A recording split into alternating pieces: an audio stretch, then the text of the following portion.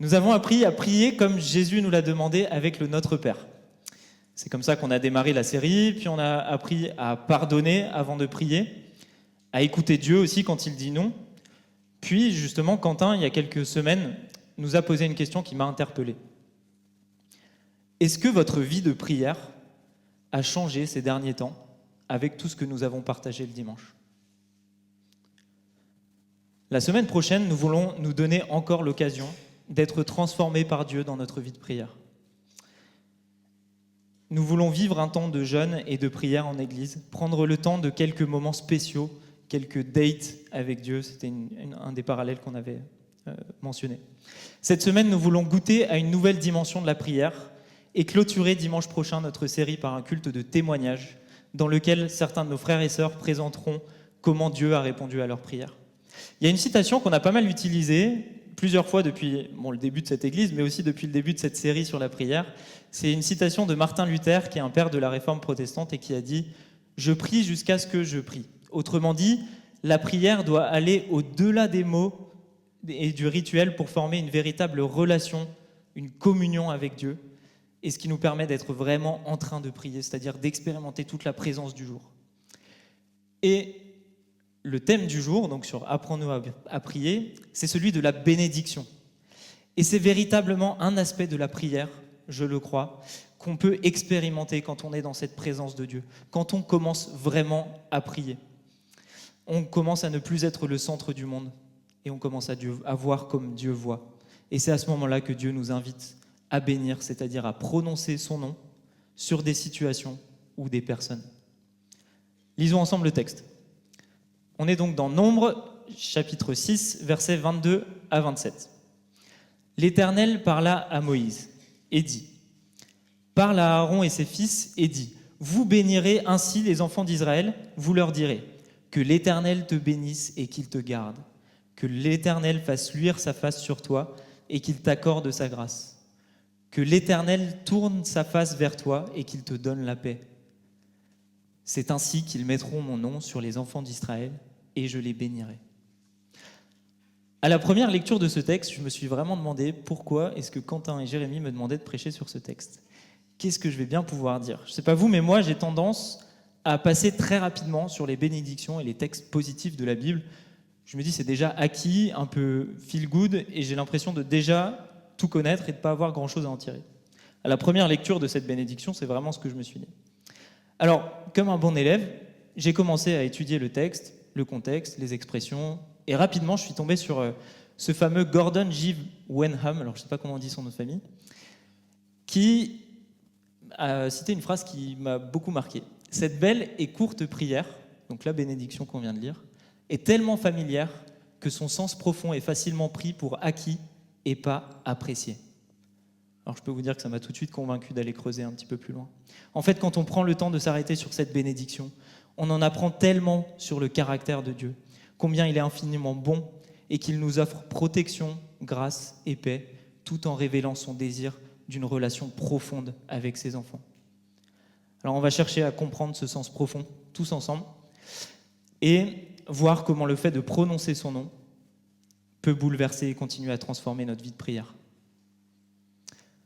Alors pour vous donner un petit peu de contexte, pour éviter d'éradiquer l'humanité de la terre à cause de sa fâcheuse tendance à faire le mal, Dieu s'est choisi une famille, devenu un peuple avec qui il a établi une alliance. Dieu veut recréer le lien qu'il a perdu avec l'humanité à cause du mal et se servir de son peuple pour se révéler. Et les 5 premiers livres de la Bible, Genèse, Exode, Lévitique, Nombre, Deutéronome, constituent la Torah et ont toute l'histoire de la création du monde jusqu'à l'entrée du peuple en terre promise. Nombre, comme le laisse entendre son titre, c'est un livre de contes qui comptabilise le peuple. Des effectifs, il y a des effectifs, des généalogies, et puis il va surtout détailler les règles d'organisation du peuple dans des textes qu'on appelle des textes de loi. Et je pensais qu'il est important de mentionner ça, et on va y revenir plusieurs fois pendant la prédication. En fait, la loi, donc ces fameux textes, ils ont un objet et un but. Cet objet, il est de rendre Israël saint, donc à part pour Dieu, donc rendre le peuple saint, La loi sert à établir une proximité avec Dieu, établir une société qui est juste et sage, pour que, avec tous ces 3 premiers points, on témoigne aux autres nations que Dieu est avec eux. Et c'est ce que fait Nombre. Le livre décrit comment le peuple doit se structurer et organiser sa vie sociale pour honorer Dieu et montrer aux autres nations que Dieu est avec eux. En Nombre 6, donc 22 à 27, le texte qu'on a lu, le peuple se trouve au mont Sinaï, donc dans la région du mont Sinaï, dans le désert. Le mont Sinaï, c'est la montagne où Dieu a envoyé son peuple pour lui révéler toute la suite de ce qui va se passer depuis la fuite en Égypte jusqu'à la terre promise. Le peuple est guidé par une nuée, c'est la nuée de Dieu qui les a guidés depuis la sortie d'Égypte et qui s'est installée, à un moment elle s'est arrêtée, elle s'est installée en haut de cette montagne et du coup le peuple campe en bas. Et il attend plus ou moins patiemment les consignes avant de se mettre en route vers le pays promis. Moïse, qui est du coup l'intermédiaire entre Dieu et le peuple, est le seul à pouvoir monter sur cette montagne. Et c'est en haut de cette montagne que Dieu va donner à Moïse tout un tas de lois et d'ordonnances, dont les fameux 10 commandements, qui vont régir l'organisation du peuple. Les lois adressées dans tout le début de Nombre sont utiles pour l'organisation du camp. Donc tout ce qui est avant notre texte, c'est organiser le camp et s'assurer qu'il est suffisamment pur pour que Dieu reste au milieu d'eux. La présence de Dieu, elle se manifeste donc comme une nuée qui va les guider au fur et à mesure. Lorsque la nuée bougera, le peuple bougera. Lorsque le peuple posera le camp, tout un tas de rituels devront être réalisés pour que cette nuée vienne, qui représente donc la présence de Dieu, vienne résider au milieu du camp. Ce que nous lisons est donc, ce que je vous ai dit, en plein milieu d'instructions que Dieu donne pour que le camp soit pur. Dieu parle donc à Moïse, car c'est lui qui a la faveur de Dieu, c'est lui qui est l'intermédiaire entre Dieu et les hommes. Il doit parler à Aaron et ses fils, Aaron qui est son porte-parole. Mais ce n'est pas seulement son porte-parole, c'est surtout un membre de la tribu de Lévi. Lévi, c'est une des 12 tribus d'Israël qui est dédiée au service de Dieu. Les Lévites ont des rôles de prêtres et de sacrificateurs pour réaliser tous les rituels afin que le camp soit pur, et on y revient, que la présence de Dieu y reste. Ce rôle-là, il s'appelle, c'est un mot un peu technique, il s'appelle le sacerdoce. Et c'est la première fois dans la Bible que dans le cadre du sacerdoce, donc dans le cadre du fait de rendre pur le camp, c'est la première fois dans la Bible qu'ils sont appelés à bénir le peuple d'Israël. Avant ce passage, les bénédictions, c'était quelque chose qui était réservé aux patriarches, Abraham, Isaac, Jacob, ou directement à Dieu lui-même. Mais ici, Dieu donne à Moïse l'ordre de dire aux prêtres et aux sacrificateurs dont fait partie Aaron de bénir le peuple. Et c'est une nouvelle prescription. C'est une nouvelle prescription, un nouvel ordre de Dieu pour les prêtres. La bénédiction fait partie entièrement du système organisationnel du camp, mais aussi du processus de purification du peuple. Ce n'est pas un acte optionnel, mais un commandement de Dieu. Et c'est cohérent avec le plan de Dieu. Les rituels ne suffisent pas pour que le peuple soit proche et pur, pour que Dieu soit proche de lui et que le peuple soit pur. C'est Dieu qui accorde sa grâce. Et c'est pour ça qu'on a besoin de la bénédiction qui va suivre. Pour que le peuple soit purifié et pour que Dieu habite au milieu d'eux, il faut aussi demander la grâce de l'Éternel. Cette habitude qui est instaurée avec la bénédiction, donc c'est un nouveau rite de la bénédiction, elle ne ressemble pas aux autres rituels. Elle montre clairement que l'ensemble des rites de purification ne suffisent pas à purifier le peuple. Pourtant, si on revient à nos objectifs de la loi, l'objectif de la loi numéro 1, c'est quoi ? C'est rendre Israël saint. Alors, donc moi ça m'a plutôt étonné, je me suis dit, ok, rendre Israël saint, mais du coup c'est la loi qui suffit, il n'y a pas besoin de bénédiction. Théoriquement, c'est comme quand nous on fait un gâteau. Si je mets les ingrédients qui sont indiqués dans la recette et si je respecte bien toutes les étapes, je suis censé réussir le plat. Le fameux trust the process que certains connaissent. Sauf que si je cuisine avec des mains qui sont sales, pleines de terre, en fait le gâteau il sera peut-être bon, mais il ne sera pas très agréable pour les dents. Théoriquement, au moment où les Lévites prononcent la bénédiction, ils ont déjà tous les ingrédients et toutes les étapes nécessaires pour que le camp soit pur et donc que Dieu habite au milieu d'eux. Mais ce n'est pas le cas. Regardons ensemble un texte qui décrit exactement le processus, qui est dans Lévitique 9. Lévitique, c'est un autre texte de loi. Et donc on voit que Moïse et Aaron, ils ont fait tout un tas de sacrifices d'expiation, holocaustes et sacrifices d'action de grâce, et que c'est que quand ils bénirent le peuple, à la fin, c'est à ce moment-là que la gloire de l'Éternel apparut à tout le peuple. Au moment où la nuée, donc la gloire de l'Éternel, va apparaître et descendre au milieu du camp sur ce qu'on appelle le tabernacle, c'est pas au moment de la réalisation des rites, donc, mais c'est juste après la bénédiction d'Aaron. Donc la bénédiction, c'est pas un rituel qui purifie et qui sauve en soi, mais c'est un rituel qui implore Dieu à le faire et à le faire conformément à ses promesses. Maintenant, je vous propose qu'on creuse un petit peu plus qu'est-ce que cette bénédiction nous dit. La bénédiction, si on la regarde comme ça, elle est déjà courte, facile à retenir à cause de son rythme, solennel dans la manière dont elle est écrite, et elle a une structure en 3 vers qui fait qu'on arrive à bien la retenir.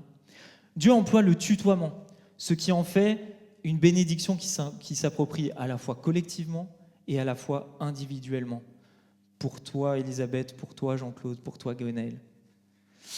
Ces 3 versets, c'est un peu comme une pause au milieu de tout le texte. Je vous ai dit que c'était un texte de loi. Dans un texte de loi, on a des décrets, des ordonnances, etc. Et là, on a 3 vers, 3 phrases qui sont en fait de la poésie. Et ça fait vraiment ressortir ces éléments-là du texte. Et en fait, quand on cherche à creuser la signification de la poésie dans la Bible, il est toujours important de considérer quelques éléments. Il y a des expressions, des mots qui sont peut-être un petit peu compliqués à comprendre, qu'il va falloir qu'on aille creuser. Et justement, on va creuser. Que l'Éternel te bénisse et te garde. Dans la Semeur, qui est une autre traduction de la Bible, on a qu'il te protège. Ce que j'aime avec Dieu, c'est qu'il est toujours très sensible à notre condition sur terre. Dieu est sensible à nos besoins physiques et matériels. On a un Dieu qui est un Dieu du concret, pas un Dieu de l'abstrait, quand on regarde ce verset-là.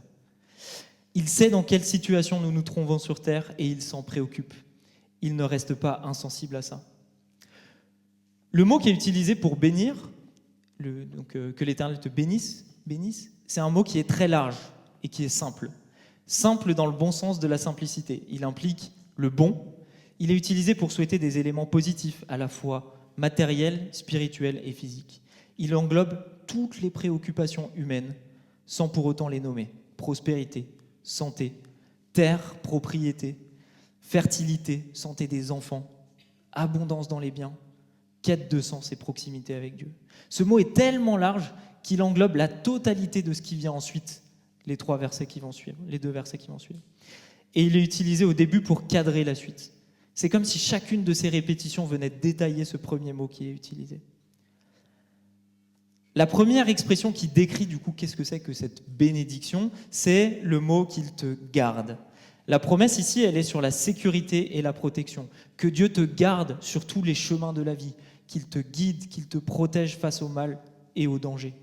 Et ça prend tout son sens, puisque le peuple d'Israël, on l'a vu, il va être amené à se déplacer dans le désert. Et dans le désert, on peut, déjà la première chose qui me vient en tête, c'est manquer d'eau. Ensuite, manquer de nourriture, rencontrer des animaux dangereux et être pris dans une embuscade ennemie.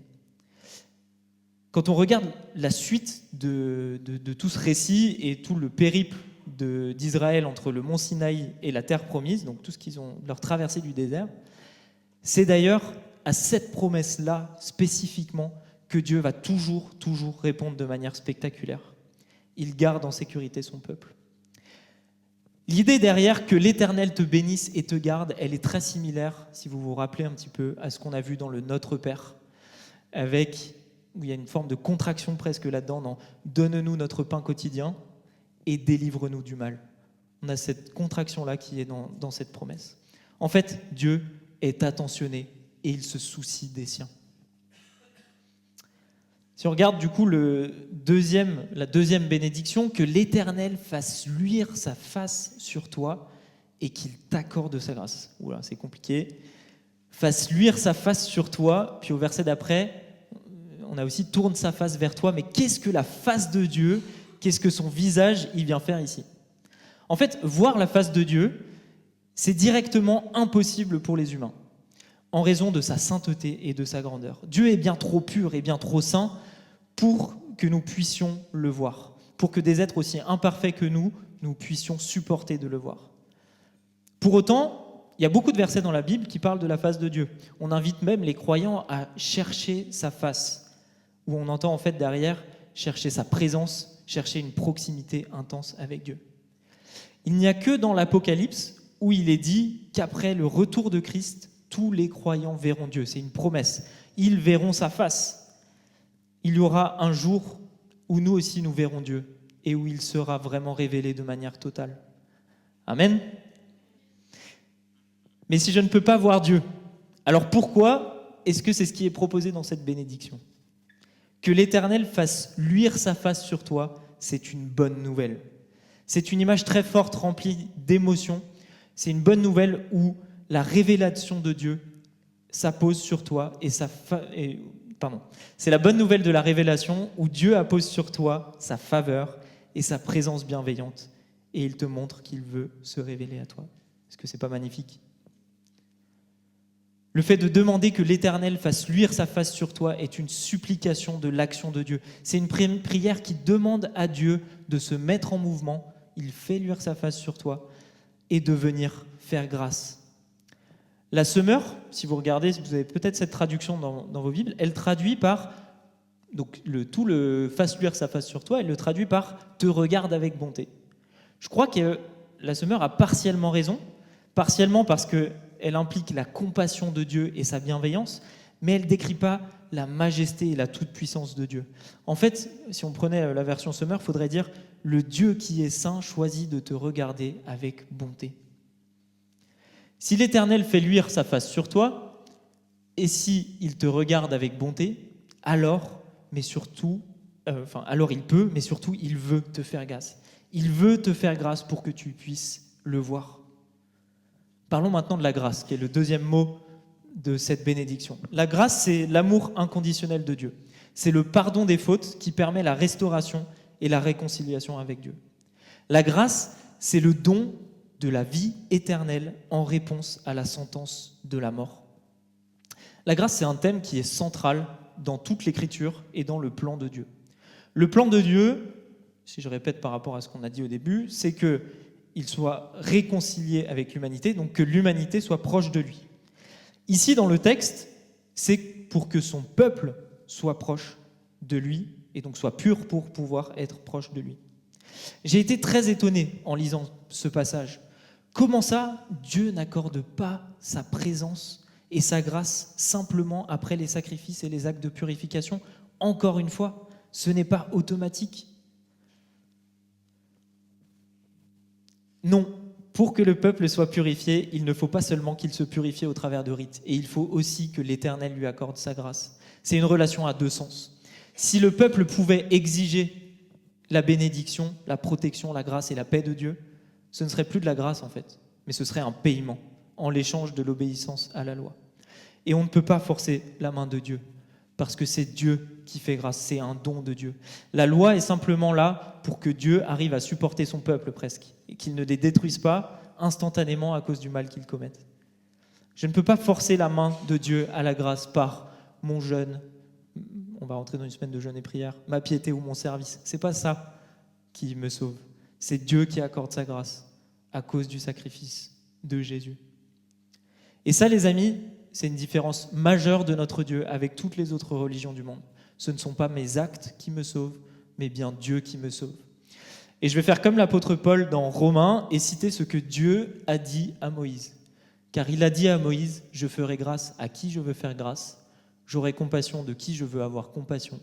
Cela ne dépend donc ni de la volonté de l'homme, ni de ses efforts, mais de Dieu qui fait grâce. Et ça, c'est une super nouvelle. Parce que moi, je suis bien incapable de me purifier moi-même. Regardons-nous, nous sommes incapables de ne pas penser et de ne pas commettre le mal. La grâce de Dieu, elle révèle le caractère de Dieu comme un Dieu qui est juste et aimant tout au long de l'Ancien et du Nouveau Testament. Et j'aime comme Dieu est cohérent sur toute la ligne.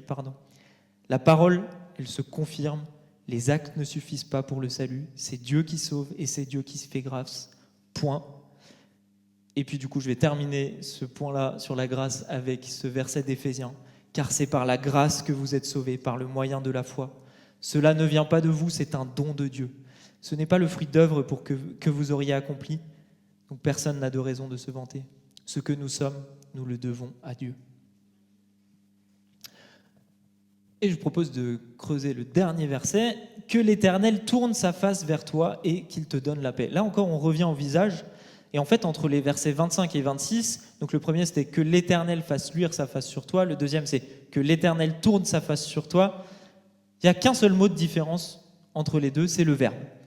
Pas en français, mais dans le texte originel. Il n'y a que le verbe qui est différent, fasse luire pour l'un, tourne pour l'autre. Mais alors, quelle est cette différence ? En fait, après t'avoir accordé la grâce, au verset avant, Dieu veut continuer à te montrer sa faveur, mais cette fois-ci en se tournant vers toi. Si Dieu se tourne vers toi et que tu peux le voir, c'est à cause de sa grâce. Et c'est que la promesse qu'on a vue tout à l'heure, faite en Apocalypse, quand il est dit « ils verront sa face », eh bien en fait, elle est déjà en train de se réaliser. Je peux être à cause de la grâce de Dieu en communion avec lui. Et si Dieu se tourne sa face vers toi, c'est qu'il veut te parler. En fait, Dieu, en disant qu'il tourne sa face vers toi, il nous offre un cadeau, c'est la relation avec lui. Toi qui aujourd'hui as peut-être du mal à créer une relation avec Dieu, à vivre un quotidien avec Dieu, est-ce que tu ne serais pas en train d'essayer de faire les choses à l'envers ? En fait, Dieu donne le cadeau de sa relation par grâce. Et sa grâce, il l'exprime en Jésus, qui est mort et ressuscité à la croix pour que nous ayons la vie. Sa grâce, c'est le fait qu'il nous pardonne et nous donne la vie éternelle alors que le péché nous condamnait à mort.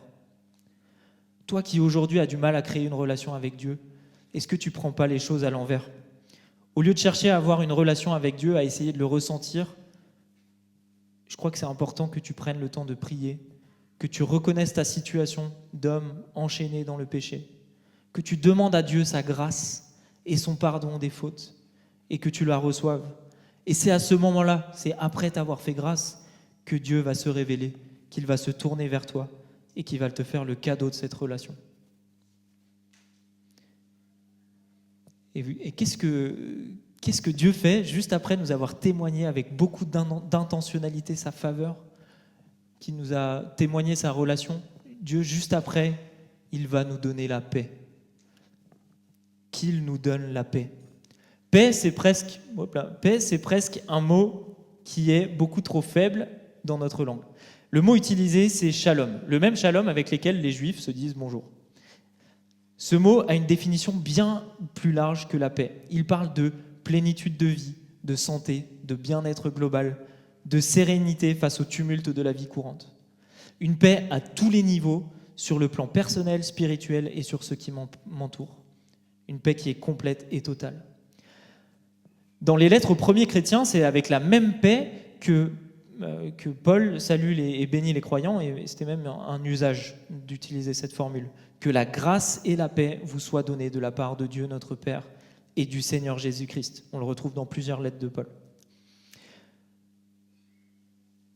La paix, c'est donc un don de Dieu, un signe de la grâce qui nous montre le caractère de Dieu, combien il est bon, combien il est juste, combien il est parfait.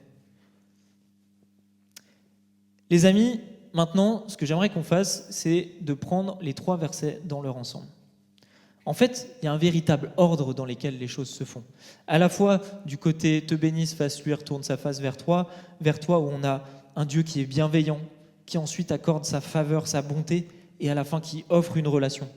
Puis on a une autre gradation dans le « qu'il te garde, qu'il t'accorde sa grâce et te donne la paix ».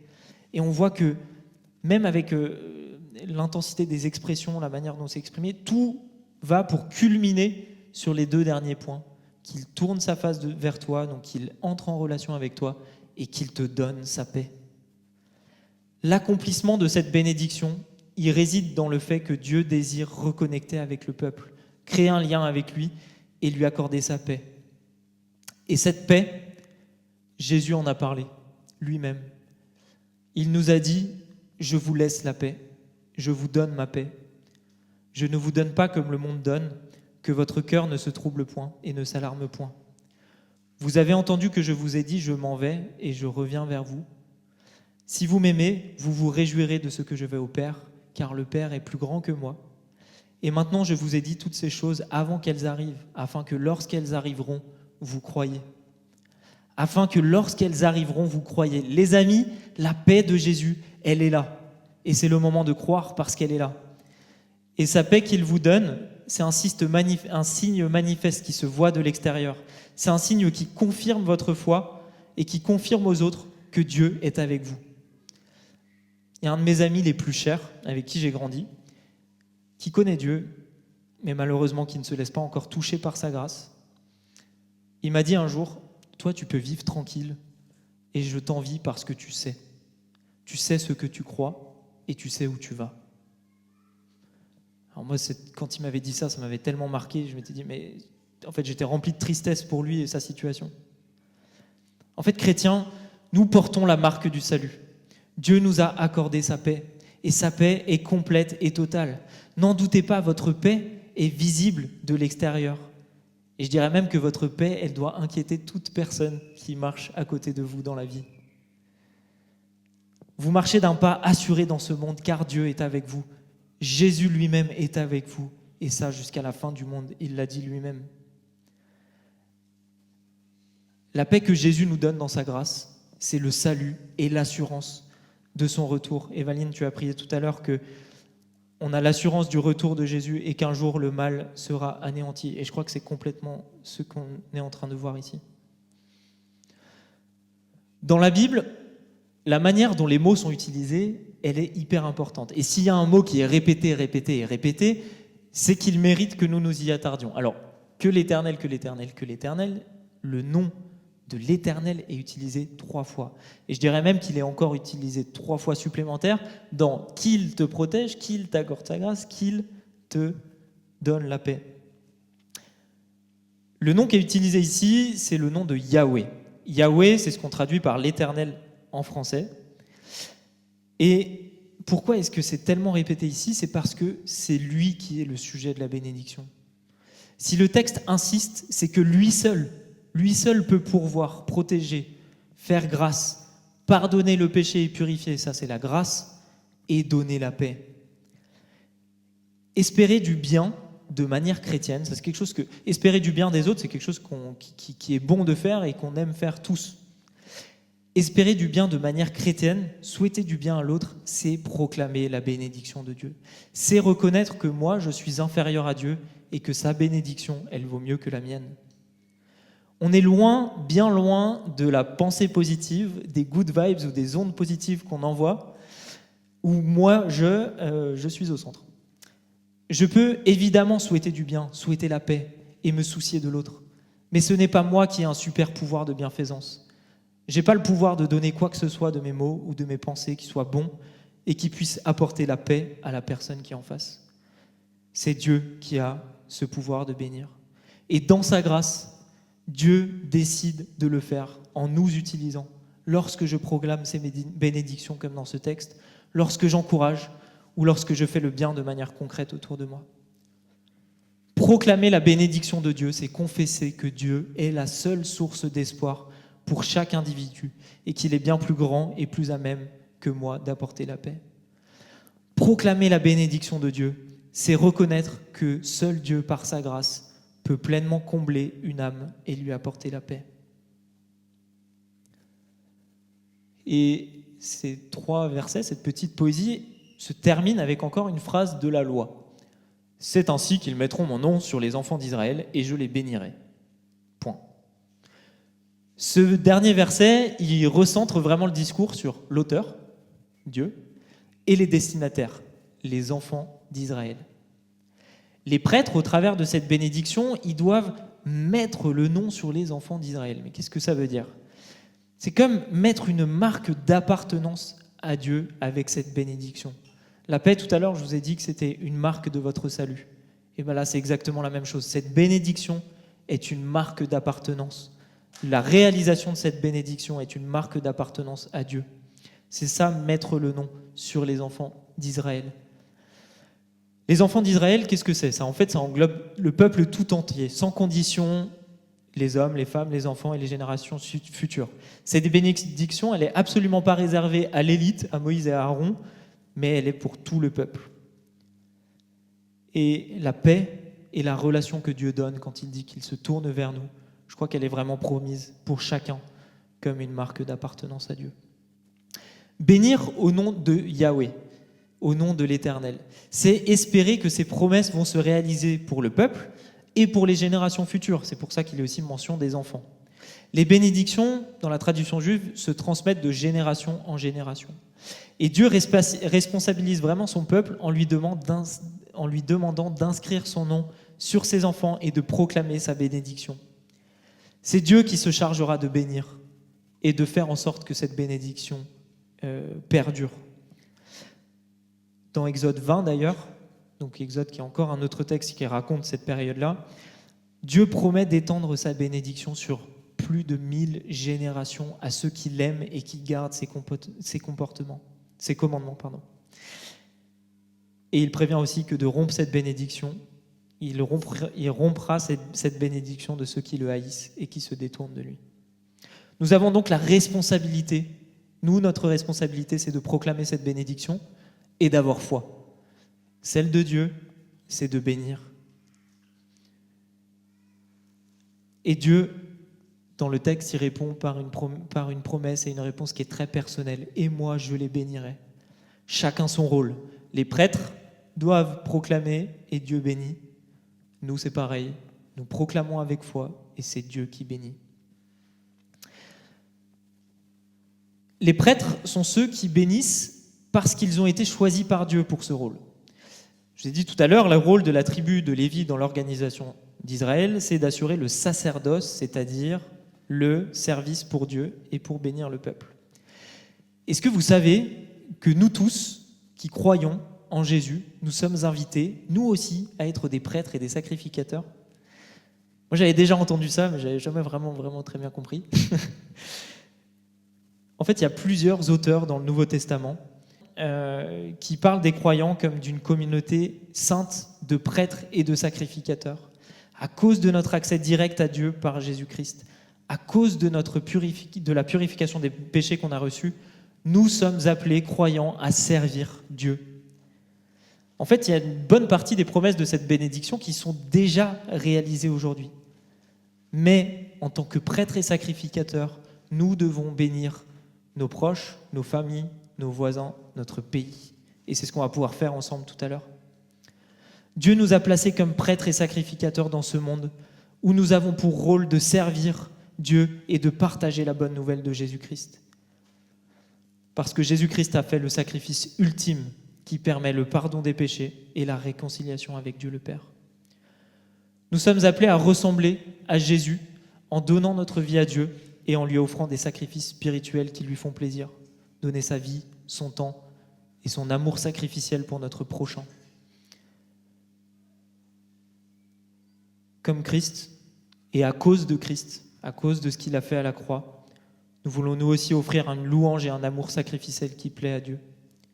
Les amis, commençons à endosser ce rôle que Dieu nous donne dans ce nouveau sacerdoce, ce nouveau service de Dieu qui nous a été confié, qui est de glorifier Dieu et faire des disciples de Christ qui portent du fruit. Commençons à bénir, c'est-à-dire à implorer Dieu d'agir. Commençons à proclamer sa bénédiction et ses promesses sur la terre tout entière. Chacun son rôle. Celui-ci est le nôtre. Dieu, lui, promet de bénir, d'accorder sa grâce et sa paix en retour. Les amis, je vous propose de répondre à ce que le Saint-Esprit nous dit dans ce texte.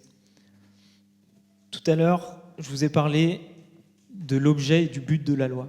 Si l'objet de la loi, c'est de faire en sorte que Israël soit saint, d'établir une proximité avec Dieu et d'établir une société juste et sage pour pouvoir témoigner aux autres nations que Dieu est avec eux, pour nous, elle a un sens complètement différent. En fait, nous, la loi, elle nous révèle 3 choses principalement. Et c'est toujours vrai quand vous allez creuser ces textes-là. La loi, elle nous révèle le caractère de Dieu, qui est Dieu, l'œuvre de Jésus-Christ, ce qu'il a fait, et des exemples concrets d'amour pour notre prochain. Alors l'exemple concret d'amour pour le prochain que nous donne ce texte de loi, c'est de bénir. Et on prendra le temps de bénir ensemble nos enfants, notre Église, notre pays tout à l'heure. Mais j'aimerais juste m'arrêter sur les 2 autres aspects d'abord. Le caractère de Dieu. La loi et cette bénédiction décrivent le caractère de Dieu. Dieu, ici, on voit que c'est un Dieu qui est bon et qui est attentionné dans le fait qu'il nous bénisse et nous protège. Dieu, c'est un Dieu qui est juste parce qu'il a son jugement, mais qui fait grâce et qui est tellement amour. Et c'est ce qu'on a retrouvé dans le 2e verset. Et puis Dieu, c'est un Dieu qui est généreux et qui est un être relationnel, qui veut que nous puissions avoir une relation avec lui et que nous recevions sa paix. Cette bénédiction, elle nous aide aussi à comprendre l'œuvre de Jésus-Christ et combien sa grâce est puissante. Dieu se tourne vers toi en te révélant qui est Jésus-Christ et ce qu'il a fait pour toi. Dieu t'accorde sa grâce si tu reconnais tes fautes et ton incapacité à ne pas faire le mal, et si tu crois en l'œuvre de Jésus-Christ à la croix, sa mort et sa résurrection. Dieu te donne sa paix dès aujourd'hui en t'envoyant son Saint-Esprit et en déclarant et en décidant d'établir sa présence et d'habiter en toi.